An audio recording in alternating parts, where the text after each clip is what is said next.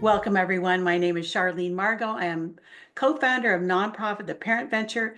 We're delighted to have with us tonight Kate Browne and Michelle Amaral, who will be talking with you about supporting our children as they grow and thrive at school. Take it away, Kate and Michelle. Supporting our children as they grow and thrive in school. Let me move my slide.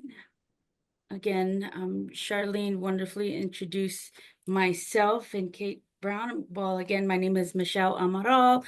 I'm in my current role, I'm the Program Services Coordinator here for the Education Child Development Department at Skyline College.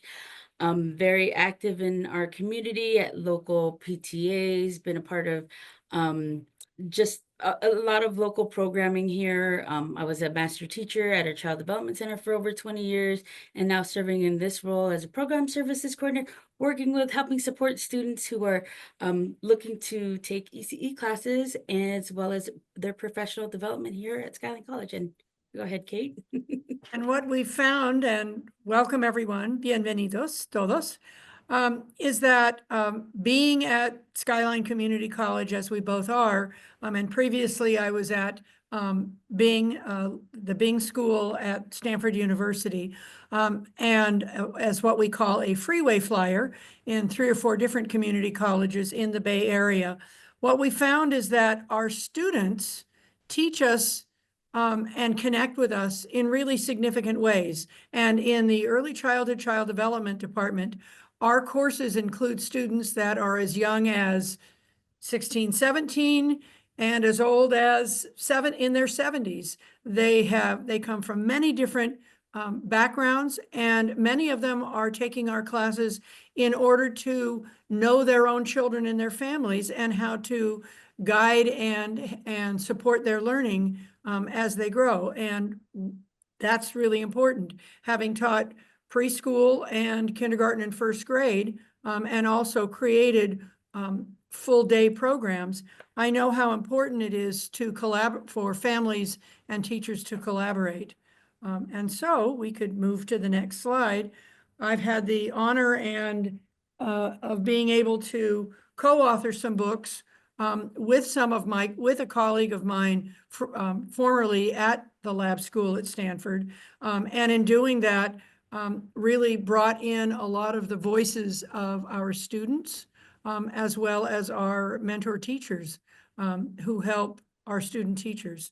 So with that background, and Michelle and I, as we got to know each other, also really lifted up the role of the Child Development Center at our campus to be a lab center, as well as a welcoming school for the children of our faculty, staff, and community. So with that introduction, why don't we start out, Michelle? So myself, as a parent, parenting can be tough, but with all the plenty of tips and resources that we have that are here to help you out.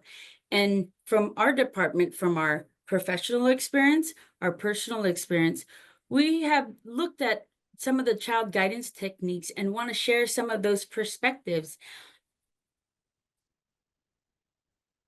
Yes, exactly. So one of the things that we learned as we studied early childhood development, actually many of the things you'll see this afternoon in our slides, is also a balance between what we learned and also what we experienced as parents ourselves, as teachers ourselves, and now I'd have to say also as a grandparent. So what we realize is that for any of us, all of us as humans, have what I call the rainbow of development in us. And each of these developmental areas overlaps and influences the other. So for example, as teachers, we know that when we build a program for children to be successful, we need to look at their motor development, their large motor and small motor development, and how they work there. But we also recognize the intellectual side, or how they think, the language skills they have, Often children bring a home language that may be different than the language that's spoken ordinarily in the classroom. So we need to be able to blend that.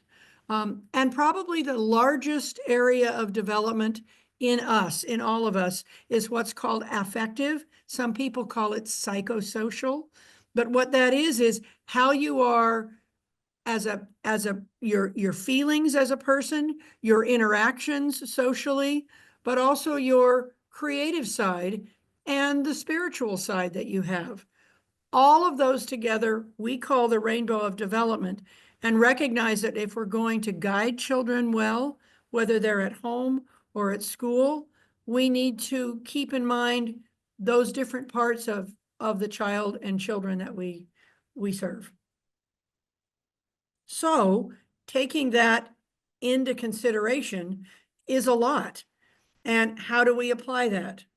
Well, let's take a look, take the ideas of development and put them into guidance. You are here because you're probably all thinking about, well, who this person is and then how they behave. So what we came to realize, and as Charlene mentioned, she and I both worked at the lab school together, is that taking those areas of development, we realize that when there's an issue of guidance or behavior, a lot is going on. And so we think about it as at least three big issues to think about. One is the child. What does the child bring into the situation? Because as an individual, a child will behave and their level of development will be different if they're 3 years old or if they're 13 years old.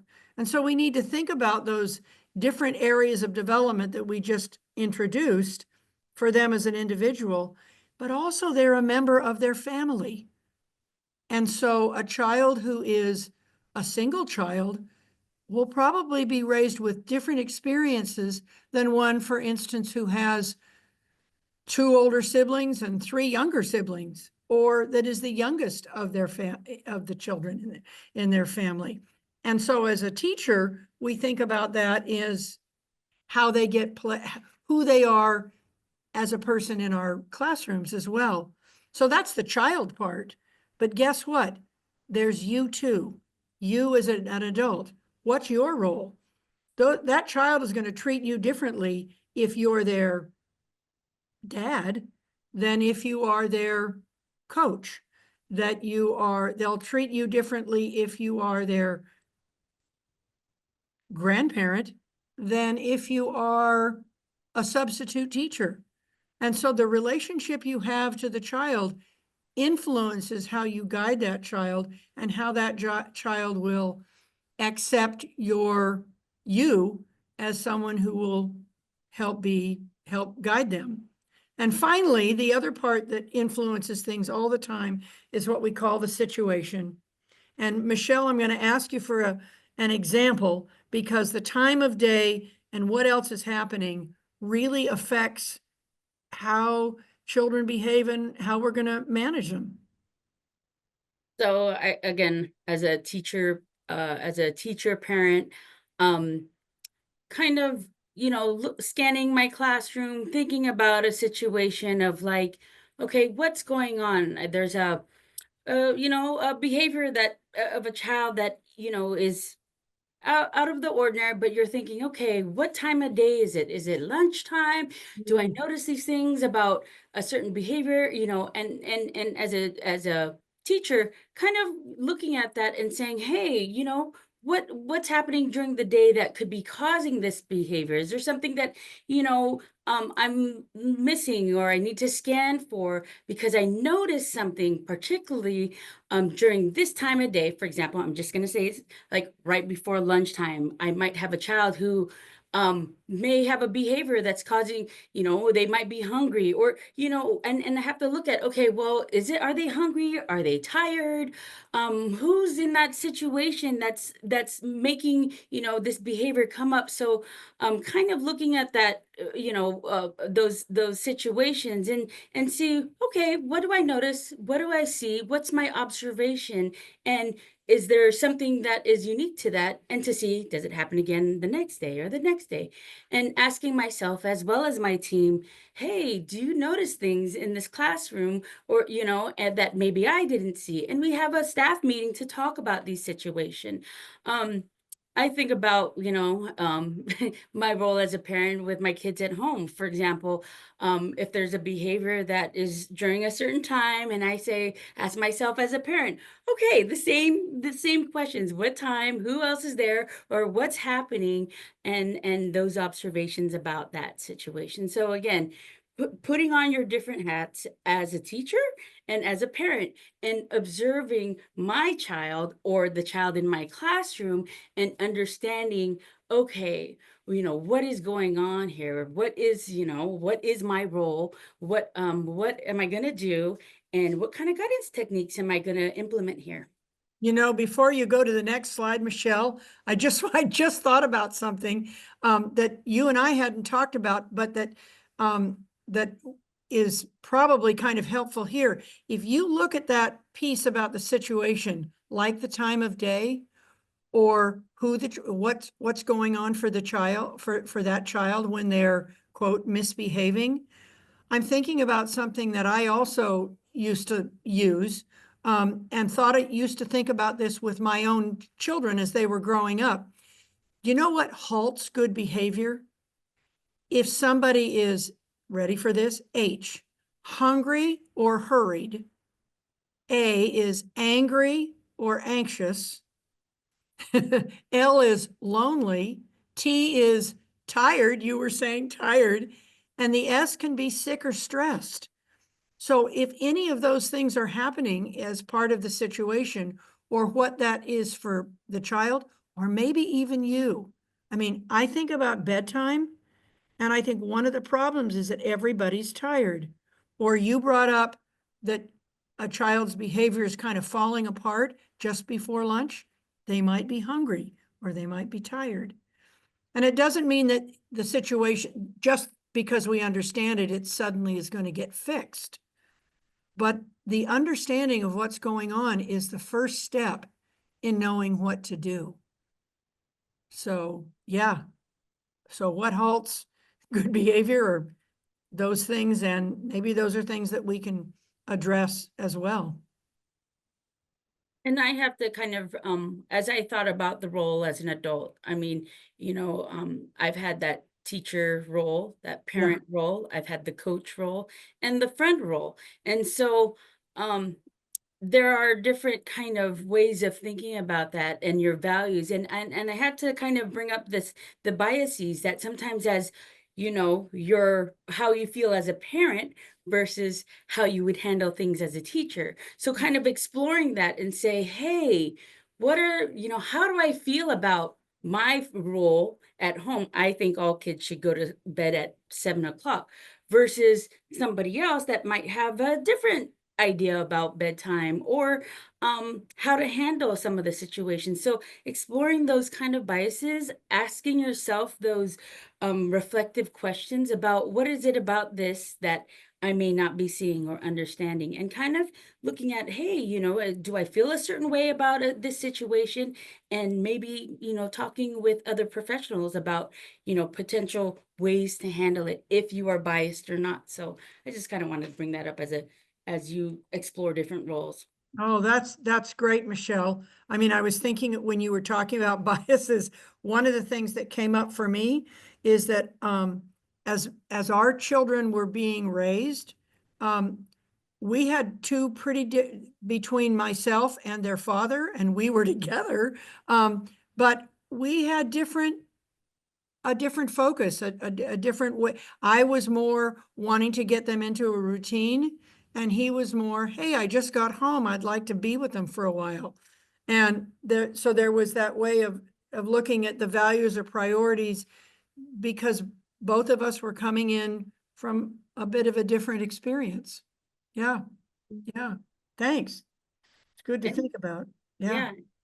Any questions about that? Just put it in the chat and we'll try to come back to this because again, the guidance triangle is very, there's a lot of information here, a lot of different situations that you can relate it to. And if you have questions, put it in the chat and we'll try to answer that.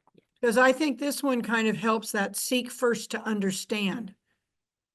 And that will help us decide what to do. And I think our next slide also has us thinking about, beginning to think about, so what do you do with this?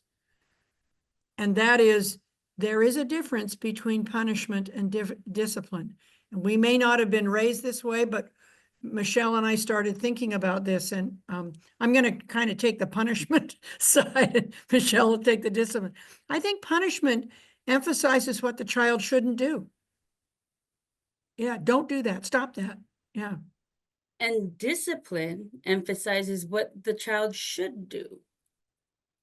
Which gives them a clearer idea.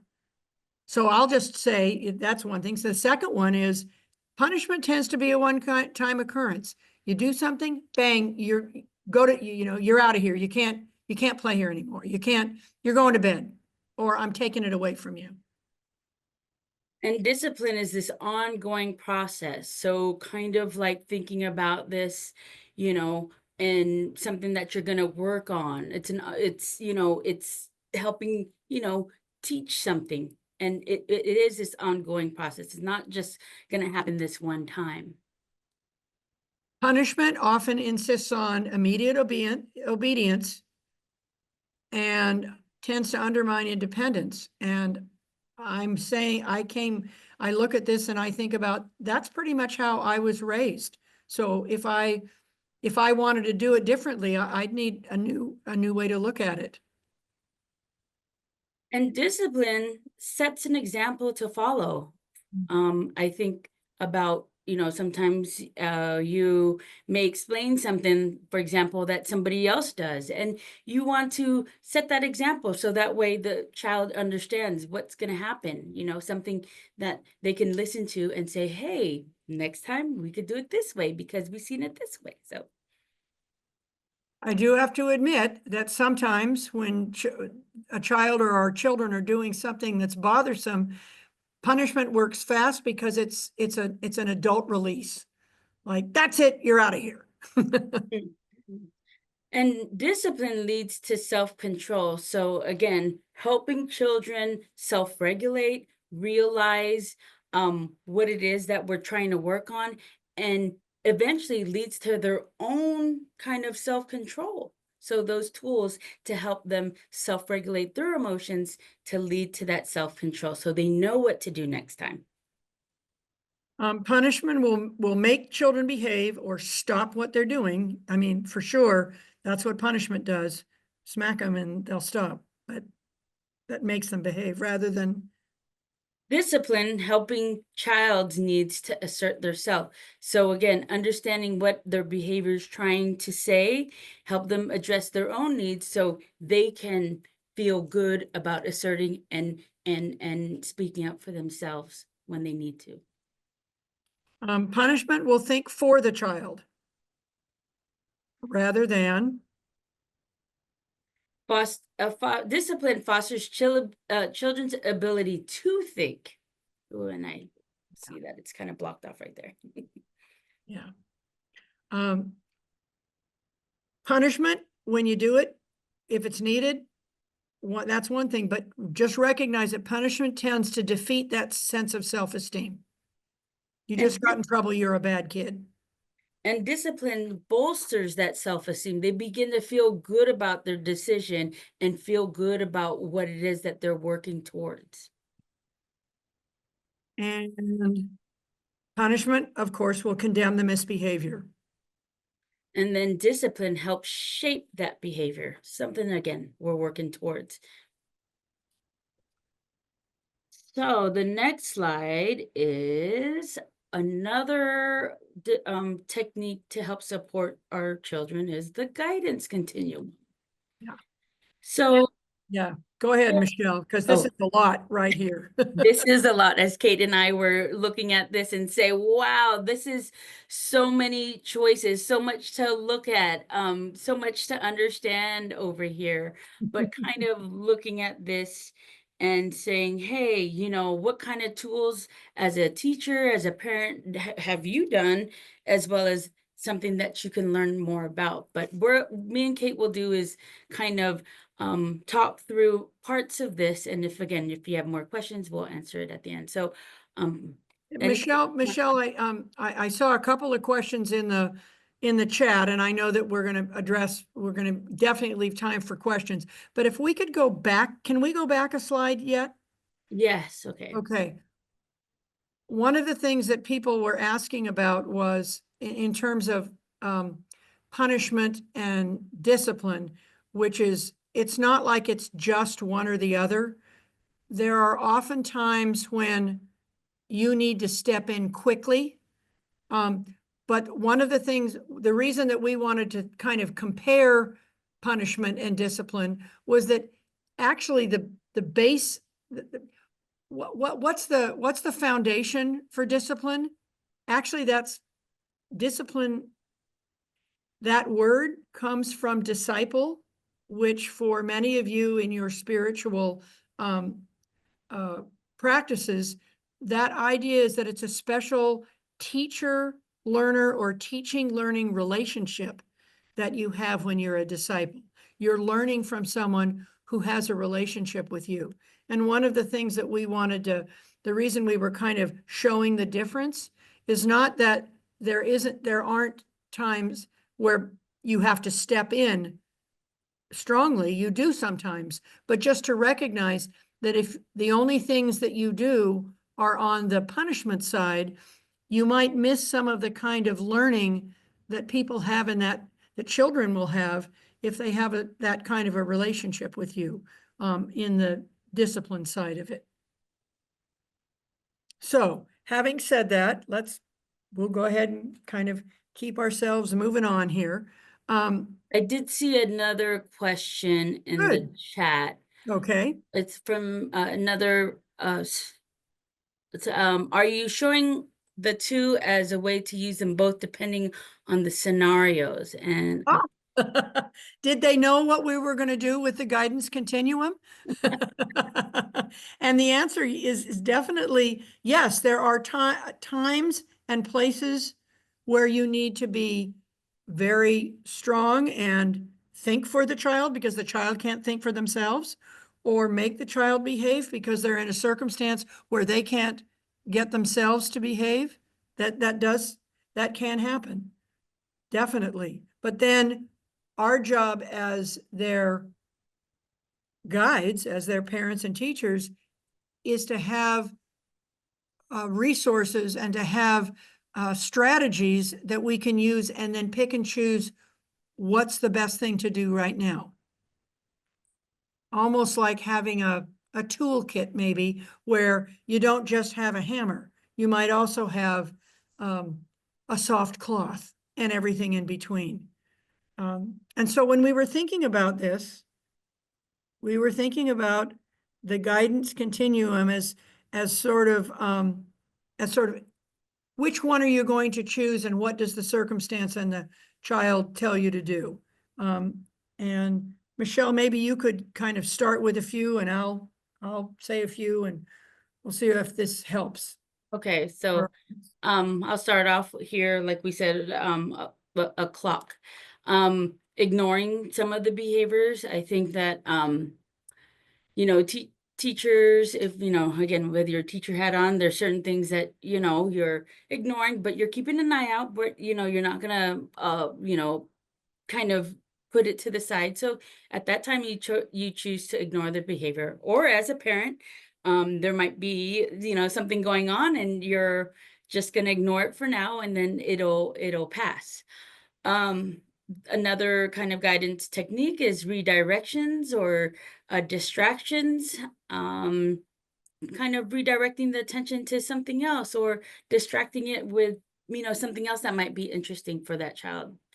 Active listening, being really intentional about what it is that the child is communicating. So you repeating back to what the words that, that child may be saying to you. So you really show that interest and that you are listening to that child.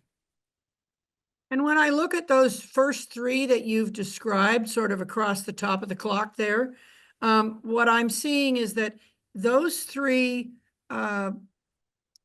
strategies allow you as the adult to notice what's going on without you really don't need to take any action. Then you're kind of stepping in just a little bit more and you're going to redirect. I can't let you throw that, but if you feel like throwing, here's a ball.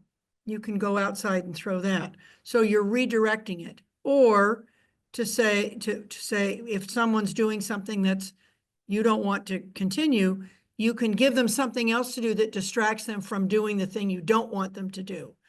Again, you're watching and you're beginning to get involved, but you haven't taken over yet. And as you described active listening, Michelle, that really still brings the child in. They're telling you what's going on. What's going on here? And then they tell you and you actively listen and even repeat back to them what they're telling you so that you can get more understanding. Those three still keep the child in the forefront while you are participating as a beginning disciplinarian or guide. The next three, giving choices, active problem solving, and natural and logical consequences, put the adult and the child, you're going to get more involved now. So this time, for instance, you'll say, I can't let you throw sand. You can either stay here and play without throwing the sand, or you can go play on the swings. Giving choices. You have now taken a more active role. You're giving them a choice. Not do you want to clean up, but do you want to put the books away or do you want to pick up the blocks? Notice the choices you gave, you will live with whichever choice they make. So you are now starting to be a little bit more directive. Active problem solving, which we'll talk about a little bit more on the next slide, is where you help them identify the problem and then you lead them through a process where they're coming up with some solutions. If they can't do that, then you have to step in even stronger. And that's where we get to the natural and logical consequences, where you might say, if I'm using the sand example again, sand is dangerous when it's thrown and you've thrown it again. So now that tells me you need to go play somewhere else and you can't be in the sand right now. Or you'll have to step next to me and watch how kids play in the sand without throwing, because I can't let you throw it because it's too dangerous. So you've given them sort of a natural consequence of their own behavior, is that now they'll have to go do something else, or they have to stop what they're doing and see how to do it better, and they can't participate. So those three, sort of along that side of the clock there, are the adults getting more involved now. They haven't completely taken over yet, but they're now beginning to lead what's going on that helps stop the bad behavior, but doesn't punish it so much. Although I think some kids might see that the natural consequences of their behavior, they don't like it when they can't do something because of their own behavior, but that's what they're learning. The next three that Michelle, I think, is going to help us, or we'll both talk about, are when it's time for the adult to start taking over. So yes, the first one, physical intervention, then setting limits, and then timeout. Yeah. Yeah. So let's see, physical intervention would be more like what I was using as the sand, where you just stop them. You put your hands on their hands and say, no, that I'm not going, for instance, when kids are fighting over something and they start to hit each other and you stop them and you say, I can't let you hurt them and I wouldn't let them hurt you. And you physically intervene. Or when they're starting to, I don't know, let's say they were playing with a puzzle and they start throwing the puzzle pieces. And you just go over and you say, put the puzzle pieces down, and you physically intervene. Setting limits is kind of the same way. What I was thinking of setting limits where you say, you know, at our house, you have, it's important that you stay safe, that other people are safe in the house, and that you don't wreck things. I mean, I know that sounds a little simple, but you know, safety for self, safety for others, and safety for the environment. Those are kind of like the three limits. And if you go beyond those limits, then it's the adult's job to set it and to hold it. What about timeout, Michelle? What do you think about that?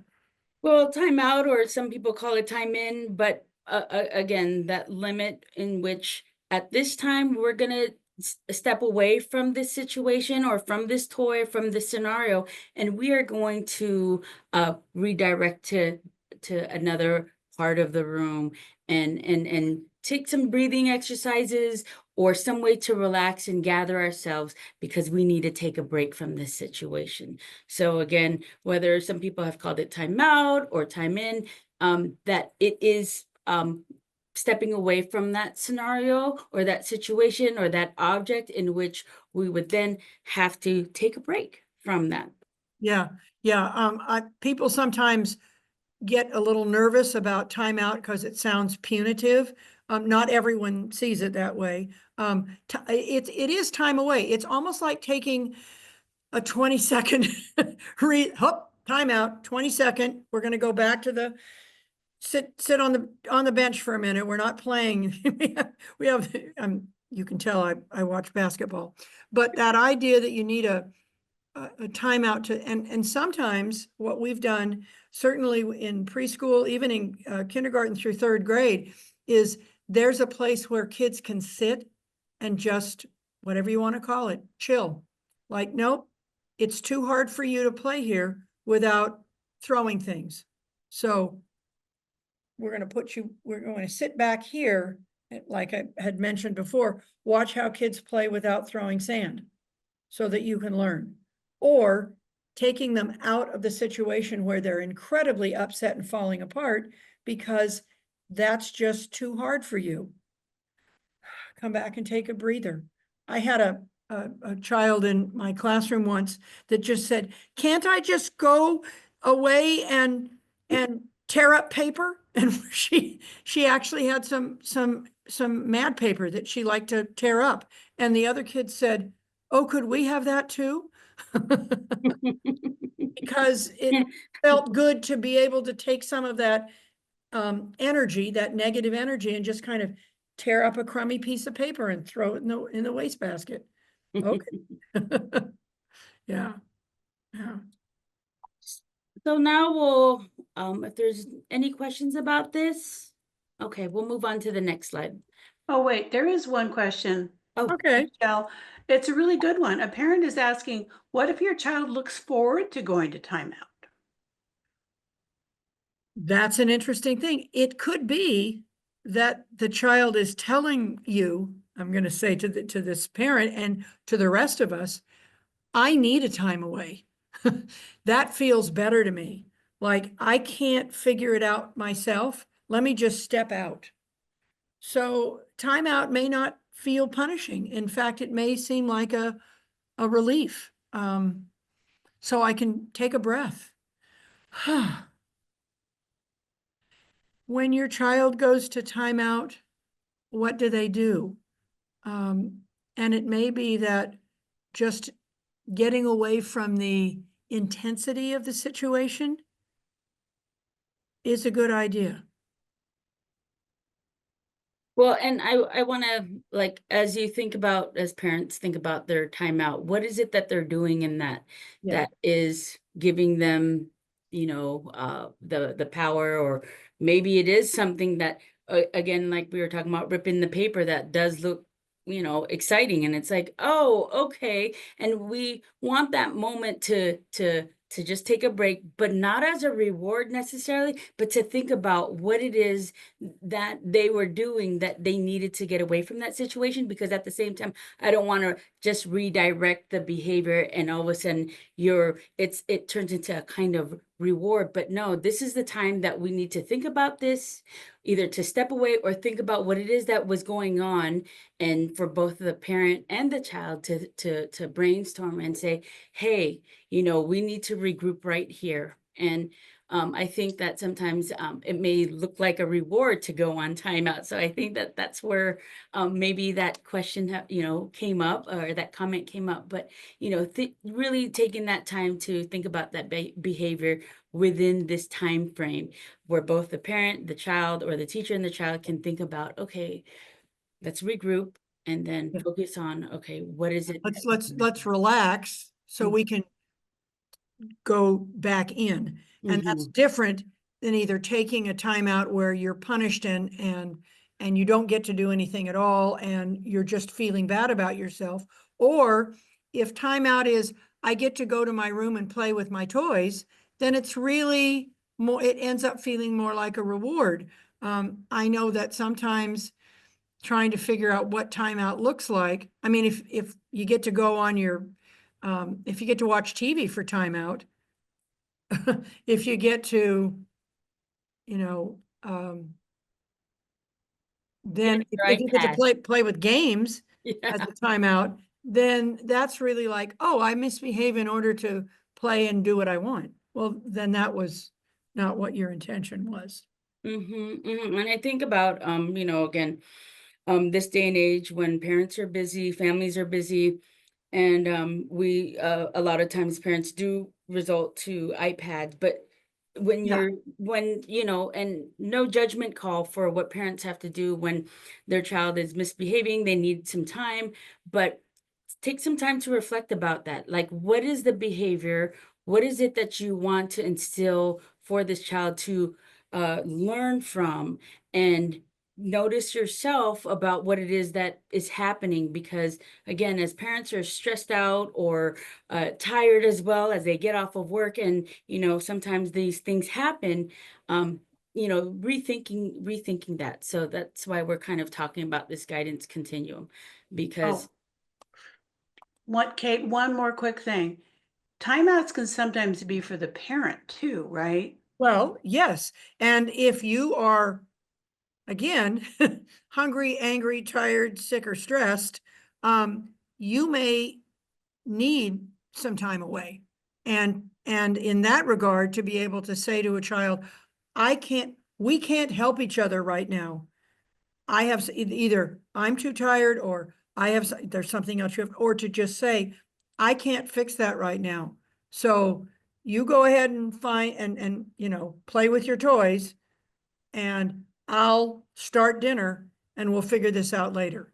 That's different than, as you said, Michelle, I'm too busy to do anything right now, so I'm going to give you something that at least keeps you from misbehaving. That doesn't that's not really what we're talking about here in terms of quote timeout. But if the child has consistently misbehaved and you can't address it by these other um, uh, strategies, then you kind of think about who needs the timeout. Yeah, that's a good point, Charlene. Because sometimes we need a timeout. Yeah. In fact, it's interesting that you would mention that the parent would mention that. I just spent a little time with my daughter and her family, and it was evening, and the two kids who are 2 and 5 were kind of, flailing around. They were getting tired, but also, they needed to get in the bathtub and yada yada. At any rate, I my daughter just looked at him and said, this isn't working for me, and I'm going to go and take 5 breaths. And she went over to the window with the sliding door and just put her forehead against the window and just started breathing. And both the kids stopped what they were doing and walked over to watch her. And Charlene, it reminded me of what Julia did when she was 4 or 5 or 6, when she ran into the kitchen and opened up the refrigerator and stuck her head in. And I thought she was looking for food. And she said, "I'm trying to cool off." A good one. But yeah, she whiz. Yeah. Oh, I do see the comment here. He likes timeout because he feels he can play with something else instead, or be in his head with imaginary play. Yeah. Mm-hmm. Well, and maybe that's a way to get out of misbehaving. Mm-hmm. Yeah. Mm-hmm. Yeah. Yeah. Okay. Okay. Move on. Well, it's interesting that we're talking about this because what I wanted to, let's look at that next slide. One of the things that I was able to do as a parent when my children got into elementary school, so I hope this doesn't talk just about older kids, but elementary school, was get involved with parent education at my kids' school. And one of the things that we had here in the Bay Area was the Peninsula Conflict Resolution organization that was helping adults, particularly renters and their landlords, talk with each other, or people who were working and having trouble with their supervisors. And the Conflict Resolution Center was helping with those things, and then decided to do some things with schools. They started with high schools, but I got an opportunity to find out a little bit about what they were doing, and they were helping people find some steps to conflict resolution, mostly older kids and or high school kids and adults.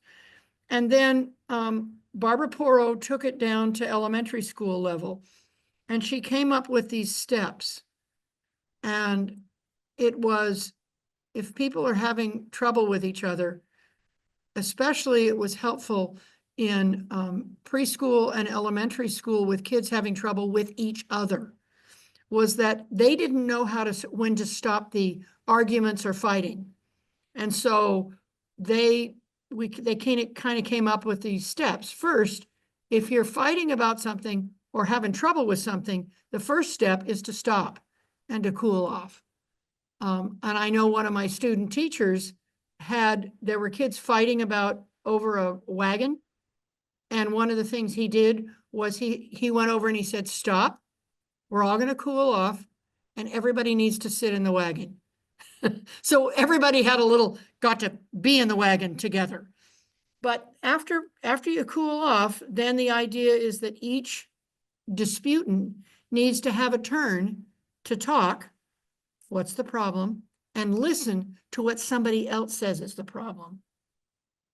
Because often, in this case, if we look at the kids in the wagon, was that everybody wanted a turn to pull the wagon, and nobody wanted to give anybody else a turn. But how many people can hold the handle? Pretty much one. And there were 4 kids. So they hadn't noticed that. They were just fighting over the handle. So you need to be able to listen to each person say their side of the story. And usually there's an adult or a mediator that needs to help each person have a turn. After that happens, everybody's kind of calmed down because they've all had a turn to talk. And once they've heard everybody's side of the story, then you brainstorm. You think of ways to solve the problem.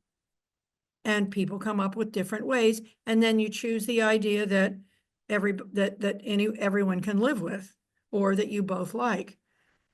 This is mediated, but also what happens is that it begins to give a sequence of solving a problem that the kids wouldn't have come up with on their own. What we ended up doing in our elementary and middle school was having kids learn this. And then when they went out for recess, some of the older kids would be like the guides, and the younger kids would come up and say, we want to turn on the swing. We're not getting a turn on the swing. And the older kids would come over and help them walk through these steps. And the middle school kids actually made t-shirts that looked like this, except the stop and cool off were ice cubes. The talk and listen was, yeah, a mouth and an ear. The ways to solve problems, I think they had like a lightning bolt because they loved the way that looked. And then to choose the idea that you both like was having two people shake hands. It was amazing. And I can tell you as a parent, it was helpful, but also as a teacher, kids began to learn how to self-control and self-resolve. And that skill set was remarkable.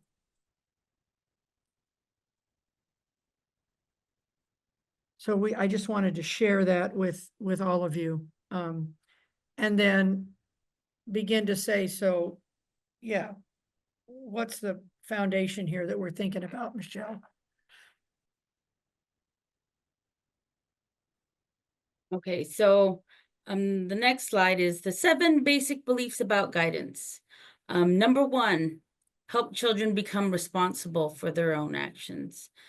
I think that as me and Kate were coming up with our examples and thinking about this and how what a 3-year-old does that helps them think about their own actions to what a 7-year-old or a 13-year-old, but these kind of blocks that help build on that depending on their ages. Help teach children about how to understand and respect the differences, you know, within their classroom, within a family. You know, they have different ideas, and if not everybody has the same idea, but to respect those different ideas. Number 3, take into account a child's temperament, their family, their community. Number 4, how to apply developmental theory to guidance planning. And number 5, appreciate that guidance is a system of strategies. Again, we've shown you just a couple of different examples.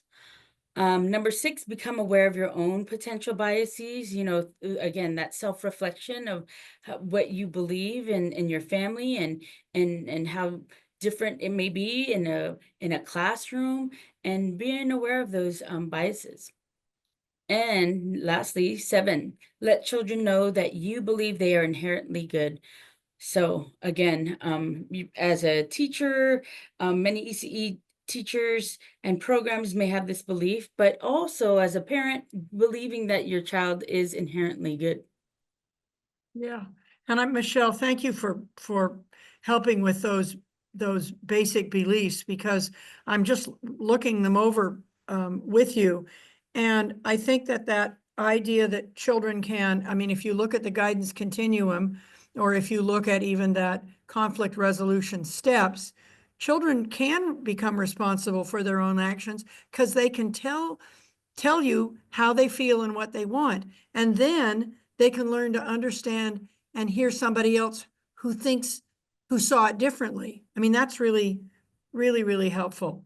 And as you say, in terms of looking at the developmental theory, yeah, 3-year-olds are different, or have different capacity to self-regulate, to express some ideas is different than if they're 7, 10, or 13. Yeah.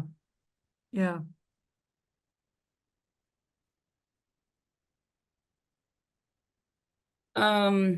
I see a question, comment in the chat. You're touching on my question now. How about this? How this can work with teens?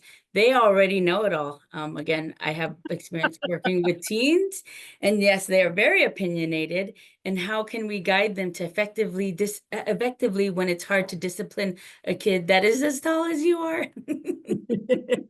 Yeah. Yes. Yeah. And, you know, sometimes that vision or that visualization of the the 7-year-old versus the 13-year-old who is now at, your height, your size, and they can look you in the eye and say, hey, I think I have to change my strategies because they are 13 or they're 15, and understanding how it is to work with teenagers because they are in control and they're exploring this world and they have their own beliefs, and it's not easy, but taking account for what it is that they believe and having them try it out, because again, working with teens is a whole nother level of patience. Yes, and at the same time, if you look at these basic beliefs about guidance, letting them know that you believe that they are inherently good and that they're responsible for their own actions. So if they've done something like when one of my children decided with his two friends that it was okay to take something from a store without paying for it, and then they got caught with that they needed to become responsible for their own actions. I mean, the police came and did a report and put them in the car and drove them up to the middle school where the parents had already been informed that they needed to come and be with them. And there they were, having to become responsible for their own actions. And at the same time, these were the same children that no longer needed parents. They always would walk in front of you or behind you because they didn't need it. They didn't need a mom. They didn't need a dad. But I think that if over time we've given them strategies to resolve problems, to articulate how they feel and what they want and why, yeah, I mean, then if they want to go out and do something that you don't want them to do, they have to convince you that it's a good idea. Or like earlier, as we discussed, I mean, the consequences of their decision, they have to learn from their decisions that this is going to happen. And sometimes it is hard as a parent because you have to step back because this is their time to learn from their own mistakes. As much as you've told them 100 times, it is time for them to learn about themselves in their own actions, and the consequences of that, good or bad, are a result of their own decision, and they own that decision. Their world is getting bigger, and we need to help them develop the skills, say from, 3 to 10 or 3 to 11, so that by the time they're 12, 13, they have a skill set. Because if they haven't had practice thinking through something, then they're not going to be very good at doing it. And when you're moving from being from being a child to being an adolescent, a lot of other things are going on hormonally and biologically that don't make it easy to think through things. But if you've had some practice doing it, you could probably be reminded from time to time to use it. Yeah. Okay, we're coming up on time here. So, support your children. Be mindful of what you do for your children. If they are not capable at that moment to do something for themselves, don't just get mad and force them into doing it. Let them struggle through the task and help them as needed. And I think that is with any age group for your child, whether they're toddlers, elementary school, middle school, and high school. Support your children and let them struggle through it as you let them know that you are there when they need you. Any other questions? We Feel know free that we're coming on time, and we really want to thank you all for your for coming and listening. And yeah, anything else before Well, we go? I have one final question. Great, thanks, Charlene. Kate and Michelle, what if you, as a parent, hear from the school that they're having trouble with your kids, say a TK child? Maybe they're not listening, maybe they're acting out, maybe they've been hitting. What as a parent should you do to help at home if you're seeing some behavior problems at school? Well, Michelle, I'm gonna let you speak on that as well, but I do want to at least say, I think that what we need to do is we need to be partners in the teachers and parents need to try to be partners. You know, parents have deep knowledge of their children, and teachers have broad knowledge of kids that age. And if we can work together by respecting, you know your child deeply, and I know a lot about children this age, which is kind of new for you. If we can work together in partnership, it really works. Who wins is the child. So I would say, if you're hearing from your child's teacher that there's some problems in school, talk about it with them, and then think about and look and see if there's any parallels at home and work together. Because sometimes a teacher can suggest a strategy that you wouldn't have thought about because you haven't raised very many children this age. And then you try it at home, and darn if it isn't then more consistent from home and school. And sometimes that helps solve the problem. Thank you, Michelle? Kate. Michelle, anything else to add to that? I think I've worked on both sides. I've worked as a teacher, I've worked as a campus supervisor, working with middle school children who have, been part of the discipline process. And really that first initial teacher meeting, so again, gathering the information from the teacher and the administrators on what's going on, and listening to each other about what's being communicated in this scenario, and again, being open to suggestions, because I feel that having worked with many families and with different age groups, to be open to the suggestions, because there are two different perspectives. And I feel like, being open to the suggestions, hearing out the teachers and the administrators, understanding what it's like in the classroom, and at the same time, as a parent, being able to vocalize your concerns and your questions to ask. So as long as you have that communication and documentation of the strategies that they're implementing, the strategies you're implementing, the things that you're working together on, I feel like you can make progress to handle these issues that may be disruptive in the classroom or at home, and try to find a way to come together, because there isn't no one way right answer, but the constant communication, so that way both sides can feel that they're being heard, and everybody's coming to some type of progression to help handle the behaviors or the issues that are happening in the program or at home. It's not an easy fix, but as long as you're communicating and you see progress. Thank you so much for that, Michelle and Kate. It is true, the more we can be a partnership, parents, caregivers, teachers, and educators, the better we will all do. So again, a huge thank you to you both, Kate Browne and Michelle Amaral, for a terrific program tonight. We hope everybody will watch, and we will have this available soon on our video library for you to share with a partner or somebody else in your life who could benefit from some really great child guidance about supporting our children as they grow and thrive at school. Thank you, everybody, for being online with us. We hope to see you again soon. And special thanks to Michelle and Kate. Take care, everybody. Hope to see you again. Bye-bye.